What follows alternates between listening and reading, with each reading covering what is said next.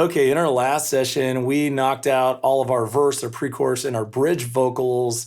But now we got like that last finishing touch, and that's the what are we doing at the final chorus? What's going to make it a little bit different? So we should get an authentic final chorus cut, as well as developing our vocal stacks, figuring out what that vocal stack methodology is, kind of making a plan for where we want the stacks to kind of fill out, and just remembering that the vocal stacks are designed to support the chorus and anything that's going on. I don't know if you remember me saying way back when about, okay, if we put the hook up in the falsetto, we just drop in some vocal stacks to support it so that it's got the power. So that's what we're going to do. We're going to set all that up. So let's just take a quick listen to where it's at in that final chorus, what kind of, adjustments or deviations we want to do, and then start building from there. It's like I was.